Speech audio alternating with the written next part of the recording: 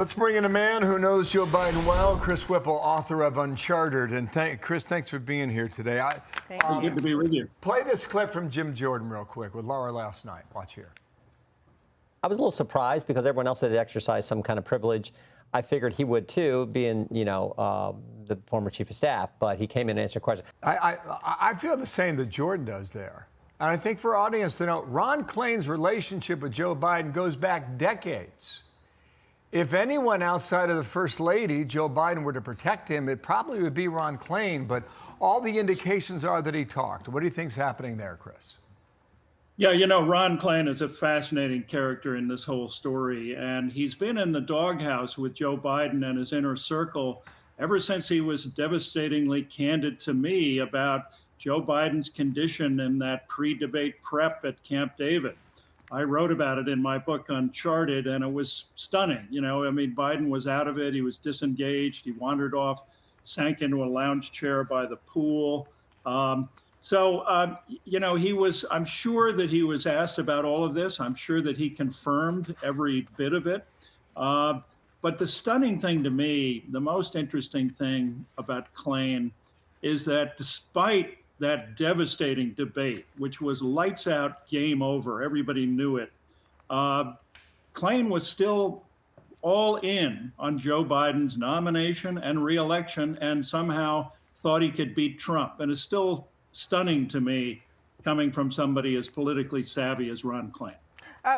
Obviously goes to another point that you make, which is, you can respect and admire a leader so much that we become blind to their obvious vulnerabilities, faults. Is that what you think happened here? Yeah, I do think so. And in fact, the mystery at the heart of my book, Uncharted, about the campaign, is the stunning extent to which Joe Biden's inner circle became lost in a kind of fog of denial. And they just were convinced themselves, in effect, they believed what they wanted to believe instead of their lying eyes.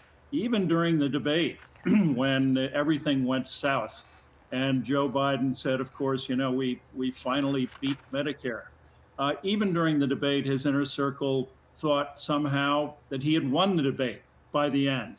It was truly stunning, and it says something about breathing the rarefied air of the West Wing. So do you think that reality that you just laid out undercuts the claim that this was all some masterminded, highly strategic conspiracy? Yeah, I do. I really do. And I differ with Jake Tappers on this. The notion that this was somehow, Biden's last year was weekend at Bernie's and that he was non-compos mentis and there was a cabal running the country with an auto pen is just silly. It is true that Biden was too old at the age of 82 to run for re-election. He certainly was incapable of running an effective campaign. But, there's just no evidence that Biden was unable to fulfill the duties as commander-in-chief. And I spoke to people who had no dog in this fight, who were not Biden loyalists, who were on Air Force One with him constantly, on the phone with foreign leaders. Literally the morning that he stepped away from the ticket, he was parsing the details of a multi-nation prisoner swap. So the notion that Biden was Woodrow Wilson, compromised and unable to govern is. Chris, if you're right about that, where does this go then? Because Republicans are alleging that the auto pen enabled other people to enact decisions on behalf of the commander-in-chief. Yeah, look, I think it goes nowhere. Again, the notion that they're going to be able to prove that there was this dastardly cover-up on the part of Biden's inner circle is just crazy to me. And of course, a key guy there would be not Ron Klain, but Jeff Zients, who was Biden's chief of staff during the last year.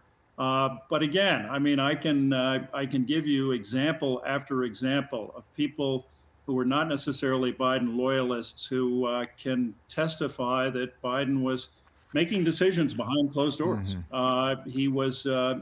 He was able to govern. So I think the answer is that this thing goes nowhere. Okay, we'll see. If these hearings go public, they'd be something to watch too.